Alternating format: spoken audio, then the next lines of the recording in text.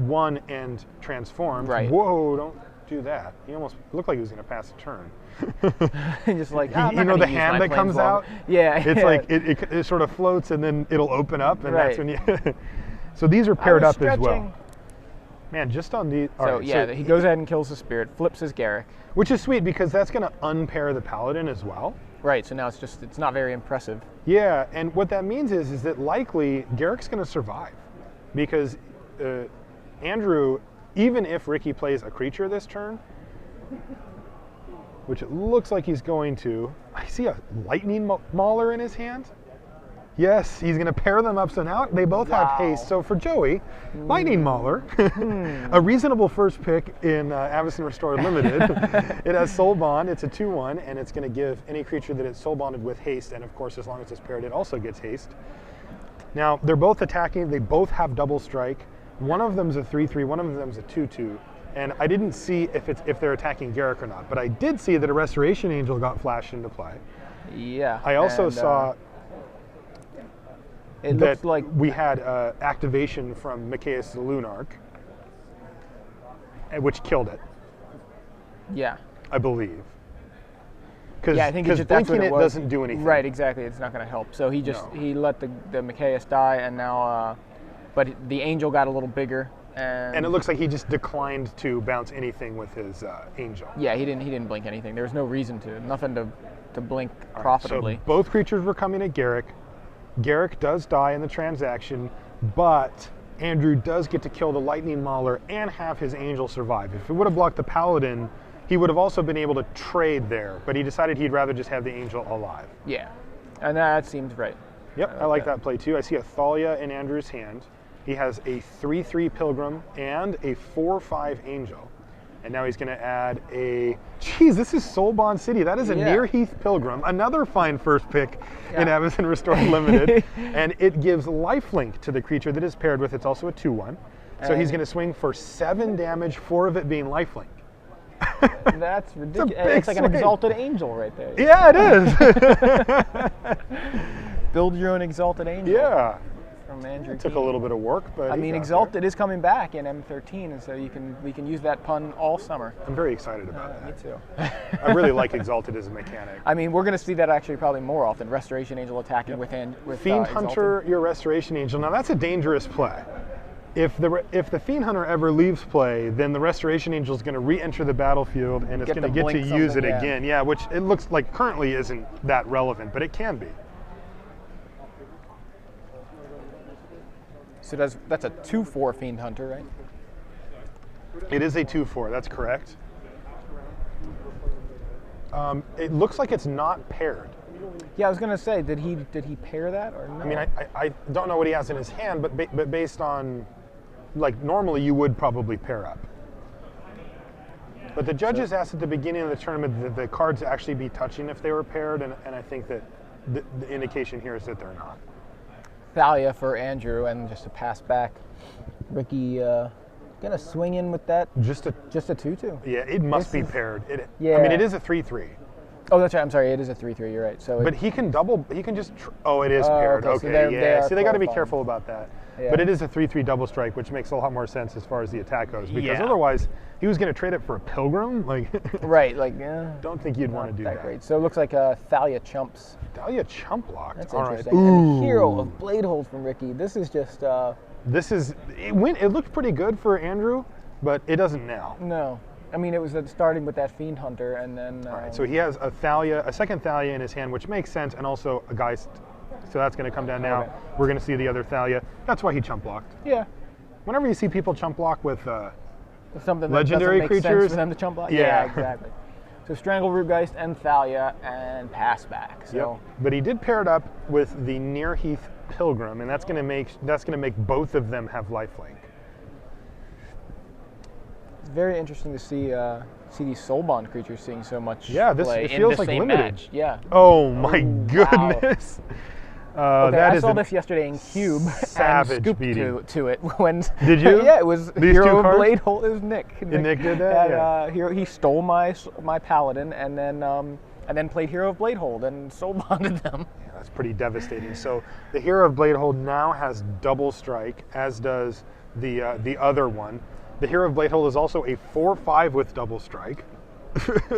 Yeah, that's the ridiculous. tokens are going to get the trigger from the hero. They're going to be 2 1s from the hero plus the bonus from the Honor of the Peer, so they're 3 2s. The hero itself is a 5/6. No, It's No, it's still a- a 4. no. So it's a 4/5 double strike. double strike, but it also gets its own. Oh no, it only does- comes to other cards. Yeah. Yeah, right. So 4/5 double strike is just going to have to do. Yeah, that's all. That also puts 2 guys in the play. Yep. And we're going to see a double block, but that isn't going to work out. Oh, all right, that's a different one. Where'd the so is the Geist blocking down below there? Yeah, I wonder if we can get them to move their cards on camera. I know it's tough to tell when you're actually down there playing. Yeah, I don't know if I would double block here because he can just kill the. Because He can just. It's a 4 power double striker. Right. So he should just kill the Pilgrim first. That gets it off the board, and then it's only 2 more power coming back. And that looks like what he did. So the double lock did nothing. I mean, I guess you can do it either way in that case because it's 4 toughness versus 4 first strike. So. Yeah. Still, so he just lost both of his guys. yeah, I don't think that Andrew's going to be able to come back from this board state without something like Terminus. Yeah, I don't think he plays Terminus. Yeah, it doesn't seem like it'd be in a heavy creature-based deck. Usually, Mikaeus the Lunarch and Terminus aren't in the same deck Not together. usually, yeah. All right, so Yes. I do not think that Andrew is in a winning position here at all. And we see a Gather the Townsfolk from Ricky. I don't know if I would play that. I would definitely not play that land. So up until this point, we had seen no red from Andrew's side of the battlefield, yeah, and he just kinda threw tipped out. his hand, and I think that's definitely a mistake. Like it's a small one, right? It's one that you might not think about because who cares? The game's over anyway. Right, but now Ricky. Now you've just let Ricky know that there's going to be some potential red cards. Some of the cards you could be thinking about are Zealous Conscripts, which is a huge blowout and a card you can definitely play around to a point. And there's a one of the in the main Damned. deck. There is, okay, yeah. A Bonfire of the Damned is also a card, that Ricky might be thinking about. And when you're running, And there's 2 in the board. there you go. So when you're running a heavy creature-based deck like Ricky is, cards like Bonfire of the Damned and whether they can exist against you are huge. Right.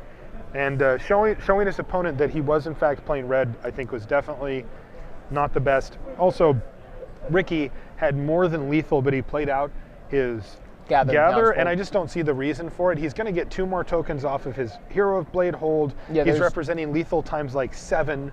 If he gets Terminus, he would like to have a backup plan. And frankly, with his opponent at 8. Hey, welcome back.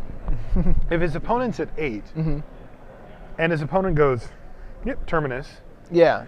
Then Ricky untaps and he plays Gather the Townsfolk, and he has 2 2/2s. Right. So which is it's a a 2-turn clock. Right. And that's pretty important. Now, I didn't know, maybe he had something else in his hand that I didn't see, Right. That would also help out. But I just think, you have to always be aware of that. You wouldn't assume that your opponent's playing Terminus. Right, Like, I but wouldn't just do in that. case, you But don't know. there didn't seem to be much downside to just holding on to that. You So- wouldn't assume your opponent's playing red when all you've seen are green-white cards until he Yes. drops a Rootbound Crag. Yeah, onto the and then board. scoop screws it up. Right. the reveal. All I scoop. had was this land that I don't know why could possibly be in my deck. Yeah. So, yeah. But I think overall we're going to see a pretty funny game 2 here with a whole bunch of creatures mashing themselves into each other Yeah. here. I like this one of Sigarda in Andrew Keeney's list. Now that's interesting because wait, Sigarda costs green and white, right? Yes. Okay. I was thinking It's for some reason it's white green too. that's what it is. Okay. Yeah. So he's got a one of Sigarda. He's got a Geist Honored Monk. We saw that last game. He does have 2 copies of Bonfire, which I imagine we're going to see. I imagine he's going to bring them in. Whether we're going to see them is pretty much going to His be. list is interesting. It is. I mean, two Borderland Ranger, 1 Nearheath Pilgrim, 3 Strangaroo Geist, 1 Mikaeus the Lunarch. So we saw at least 2 of his just straight up 1-ofs. It's very interesting. Like I mean, it's a looks like birthing pod list, right? Right. So he's able to search up these cards. So it makes sense to have access to a lot of wide one-ofs, range of right. things. It's got a metamorph I don't know in about there. Micaeus as a one of, as opposed to in relation to birthing pod, because that doesn't work. No, it doesn't do anything. But he's a good card, and I think one that you don't mind having. Yeah, I mean, it's just, I don't think it's meant to go with the birthing pod. I think it's like, hey, maybe I draw this, and it's cool. You know, it pumps my guys. So this is kind of interesting. Let's look at the cards that he decided were important enough in his deck to have 4 ofs. So Birds of Paradise. Yeah, makes sense. And that makes some sense. And we were just talking about this in between the last rounds. Blade Splicer. Restoration Angel. Restoration Angel. So again, he's just looking to get value, right? He's just like blink, blink, blink, blink, blank, blank, and then there's the cards that looked like they were supposed to be 4 ofs, but he needed room for 1 ofs, so he just shaved 1 off. Yeah, Huntmaster. I do get that vibe here. Yeah, Huntmaster, Strangleroot Geist, Avacyn's Pilgrim, all 3 ofs. So yeah, I mean, sometimes with the turn 1 accelerator, you do want a specific amount, 6 or 7, as opposed that's to the not full so 8. crazy. Yeah. Yeah. But yeah, he's got 3 Strangleroot Geists. The 1 of Garruk Relentless. Right, which we saw. He did, I mean, he has a lot of 1-ofs, so he drew a lot of 1-ofs. We saw the Pilgrim, we saw Micaeus, we saw Fiend Hunter, we saw Garruk Relentless. The only 1-ofs we didn't see, besides Dismember, is a Metamorph and the Conscripts. It's interesting. Metamorph being an excellent target for Birthing Pod. I think, one of the things that I've seen happen quite a bit is people get the Metamorph to copy the Birthing Pod. Yeah, and then shenanigans. Yeah, when they start chaining together 2 Birthing Pod activations per turn, you better be doing something pretty impressive to combat that. That's actually one of the things I think is great, like about some of the rug pod lists where they go, all right, I have a Strangleroot Geist. I'll pod it away to get a Deceiver Exarch to untap my Birthing Pod, which I'll use it again, sacrificing the Exarch to get a Thrun or something, the Giant Solifuge. Yep. All right, we're back down in the area. It looks like we're already underway here as well. So it looks like Ricky has led off with a Thalia, and he's going to probably hit he's going to honor the Pure. He's got to pay 3 for it because of his own Thalia, and he's going to attack for 2 damage. Very glorious anthem of him. Man, I love that clock there.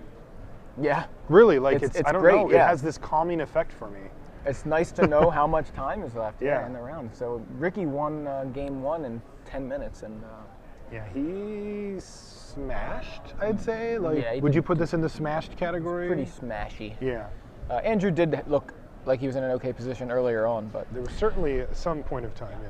So Andrew's first play is a Huntmaster of the Fells, and that's a pretty reasonable start. Yeah. I like that. I'm looking at Ricky's list, and he's very, very aggressive. He's running 4 Champions, 2 Doom Travelers, 3 Lightning Maulers, which we saw.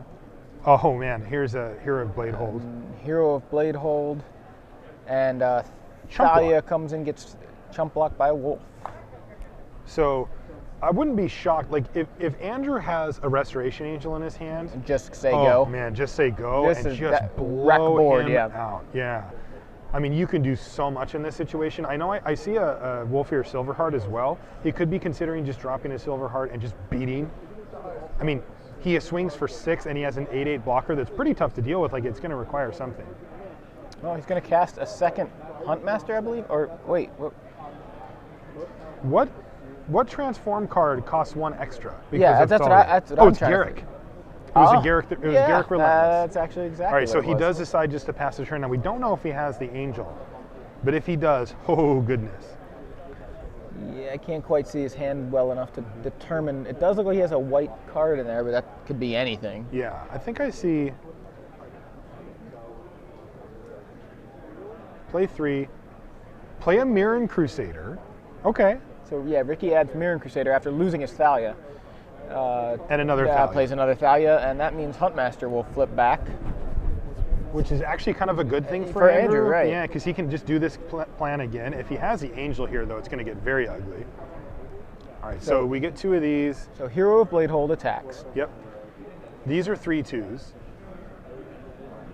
Is he blocking? Yeah, what is he blocking? It looked like he was about to block. Well, I don't know what he was about to block. Couldn't quite tell what he blocked. Angel. So no Angel, no clear. I guess he just blocked 1. That's what must have been what it was. And Now wait a minute. Shouldn't the Huntmaster should have flipped back, right? There were 2 spells. Yeah, You there was guys are 2 checking spells on that? cast, so I think we should make sure that happens. He should have an extra wolf, an extra 2 life, and I don't think that I would play out my bird and my guy. Oh yeah, see now they're behind a flip. Yeah, that. I mean, they It actually doesn't brought them really back matter, to yeah, normal. because it wouldn't have flipped. Well, back it does again. though, right? Because if I'm Andrew, I don't play my bird of paradise or my guy. I just say go again, and I kill, Thalia again, and I get a 4/4 back. I mean, it's different. I don't know if it would have actually affected. Oh, Ooh, geez. wow! Second honor the pure for Ricky. Once the second one comes down, things get very ugly. He's just going to attack with everything. The Mirren Crusader is unblockable. Wow. It has pro green and yeah. pro black. Okay. They went too quick, and that was a lapsing trigger. So. It's a lapsing trigger. It's too late to do, and that's interesting. So them missing that flip, I think, cost Andrew there because now, that Thalia wouldn't be there. Nope. He's going to be dead here. I mean, this is a ridiculous board. So he is taking 8 damage no matter what. Oh my gosh, yeah. Like, no matter what. All of those tokens are 4/3s. That's just obnoxious. Yeah, it's insane. They're all attacking. Like, I don't even know if he can just survive this turn. This has pro green. That's 8. He needs to get in for 6 more damage to kill him. Right, and But this is just a bevy of chump blocks. there's a bloodbath right now. Yeah, Like, this is getting very nasty. Like, that's lethal. No, that's not lethal. That's 12. It was because he's taking the 4 and the 8. Yeah. Yeah. So Andrew goes to 2, and But he loses his entire board. Like, literally every creature he has is just dead now. that was unreal. I do not see a recovery here for Andrew. Wow, that is savage. That was sad. I mean, double honor of the pure, and then you've already got Hero of Blade Hold and Mirren Crusader against your opponent who has only green guys. Like it's he's just got a number of He's just trumps. gonna extend the yeah, hand here. That was rough. He shows him the Zealous Conscripts. And Wow, he did have a Restoration Angel.